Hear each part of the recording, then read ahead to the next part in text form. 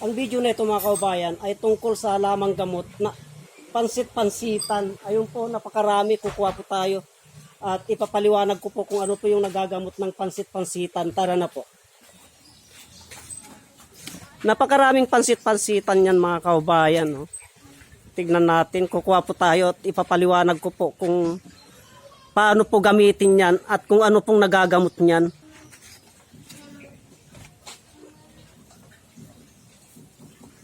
Ang tataba po mga kaubayan, no? Ang tataba po na kwan. Itong pansit-pansitan na ito mga kaubayan ay napakarami po tayong benepisyong nakukuha dito. Napakaganda pong pang-cleansing sa loob ng katawan itong pansit-pansitan na ito. At anti-cancerous din po ito sa mga bukol-bukol po sa loob ng ating katawan ay may kakayahan po siyang gamutin. Eto mga kaubayan, basta't idaan lamang po natin sa tamang proseso ang paggamit nitong pansit-pansitan na yan. Ang paggamit ng pansit-pansitan mga kaubayan ay ganito lamang po yan.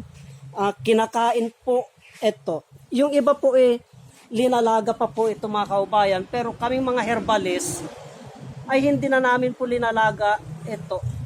Ginagawa po naming salad ito, kinakain lamang po namin ito o kaya tinitimplan namin, ginagawa naming salad. Ganyan po.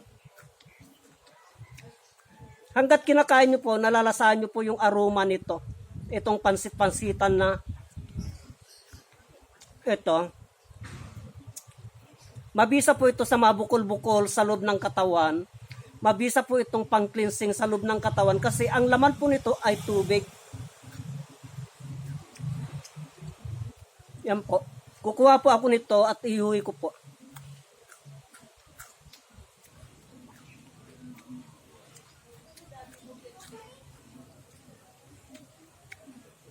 Tubig pong laman yan mga kaubayan. Ito po. Tignan nyo po. Tubig pong laman ito. Ayan po. Matubig po. Kaya pang cleansing po sa loob ng katawan. Ito at anti-cancerous din po ito yung mabukol-bukol sa loob ng ating katawan ay may kakayahan po siya na gamutin, tunawin po. May kakayahan po siya na gamutin at tunawin. At kung sa UTI naman po, sa kidney stone, ay maganda din po itong pansit-pansitan na ito. Pwede ang paggamit po nito ay pwede po ninyong ilaga ito mga kaubayan. Pwede ninyong ilaga ito tubigan yung ganito po karami. Yung ganito po karami ito. Pwede ninyong ilaga yan, tubigan ninyo ng 3 basong tubig na ipakulo nyo ng mga 10 minutes o 15 minutes. Pagkatapos po ay uminom po kayo ng 1 baso sa umaga, yung wala pa pong laman ang tiyan, at 1 baso sa gabi. Maganda pong pang-cleansing sa loob ng katawan ito.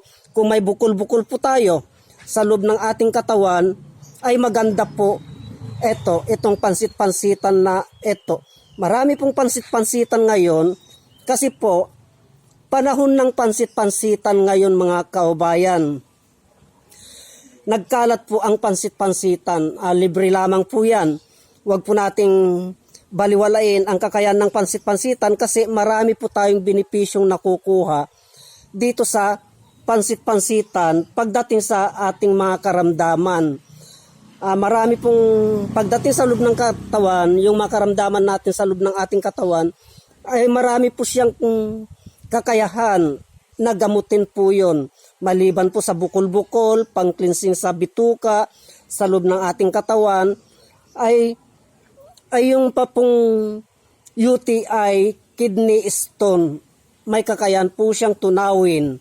Yun mga kaubayan, yung paninilaw ng ating pag-ihi, yung mapdi, yung ating pag-ihi, ay may kakayahan po siyang ayusin yan mga kaubayan. Itong pansit-pansitan, basta't sundin po lamang natin yung tamang proseso. Pwede pong gawing salad ito at timplan ninyo at kainin na po ninyo.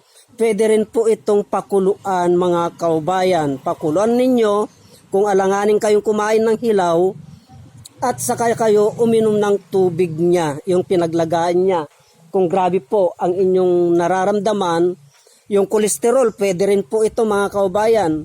Kasi yung aroma po nito, yung bango po nito, may kakayahan po siyang ayusin yung kolesterol natin. Pati yung yung pagdidighay natin ng maasim, yung gastric po.